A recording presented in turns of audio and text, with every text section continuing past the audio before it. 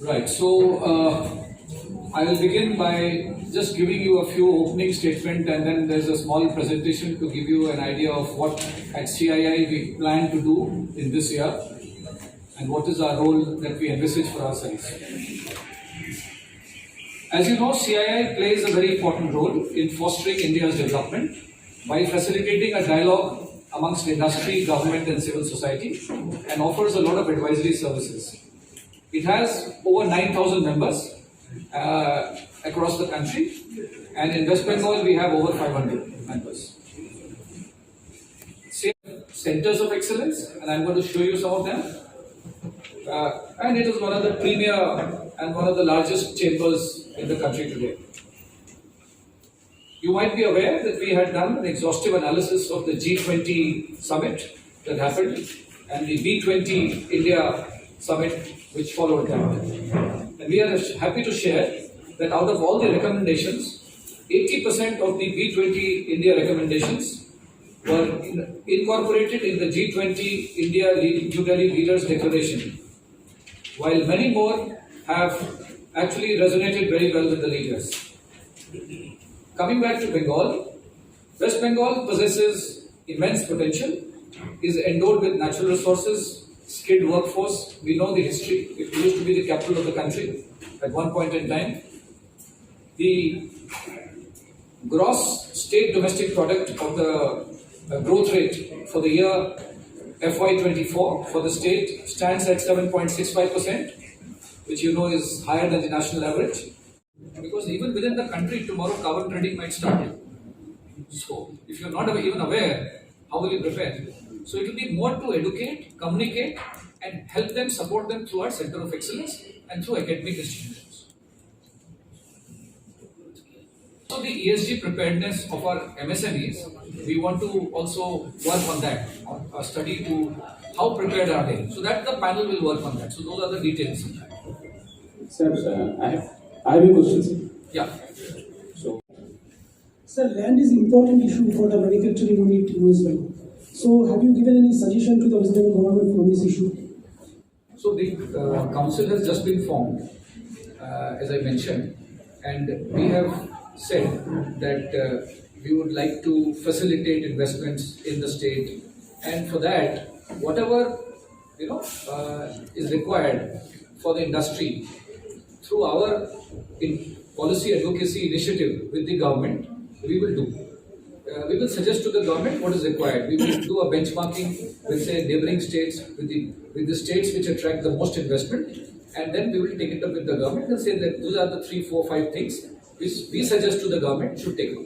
So right now we have just started the term, so obviously we can tell you only after we have spent some time. So there is a knowledge gap. That's number one. Number two is climate change. Now increasingly everybody understands. You see the news, you saw what's happened in Dubai, you've seen what's happened in Chennai earlier, in Bangalore, many other places. So people immediately understand. But the linkage to it is more difficult to understand and appreciate. That is where we want to come in and say that what we are doing today is going to impact not only the future, but it is beginning to impact us. So we better get prepared and work towards a decarbonization plan, which means, very simply put, how you and I can help by consuming less electricity, I think in fact consuming means don't waste. So there are basic things for we as citizens to do. Then there are basic things for the industry to do. That do you have, let's say, efficient motors? Are you using, why are you not using, let's say, solar power? Okay, many of our companies I know we use solar power. So that will help you decarbonize. Then there is the real threat of carbon trading. About the carbon border adjustment mechanism which the European Union has launched, and in 2026 they will start putting penalty on carbon emissions for exports from the rest of the world, including India. And from West Bengal, there is a lot of export which goes, including to the US and Europe. Now, for those sectors which include steel, companies which export will get penalized, and they might not be aware that they will suddenly when the penalty comes in. So there is a need to communicate and educate them and to prepare them for that. So it's a very, very important subject, but obviously it's not going to happen suddenly. It will take time. whether it's Bihar, whether it's Chhattisgarh, everywhere. So we work closely with the state government, and we don't get involved in that. So we will obviously, not. I will not be able to answer that question. So, but CIA as a whole, we are working for the country, and we are basically advising, supporting the government in forming the right policies, supporting the industry, working towards collaboration between the industry and academia. That's the whole work of CIA. So we are in a more supportive role.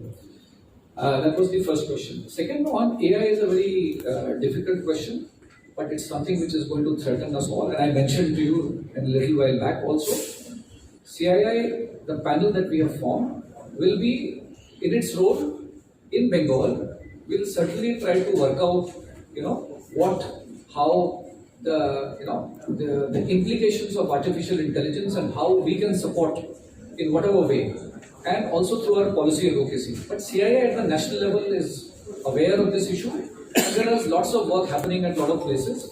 So it may not be a little premature on my part to tell you specifically on this, because this is a very burning issue and people are aware of it and dealing with it. Okay, so at the center level, because this is a policy which has to be done at the center. So we at state level, we only provide our suggestions, and at the center level they do it. So it will be best for CII National Mr. President, Mr. Sanjeev Puri, or his colleagues to answer in the national policy.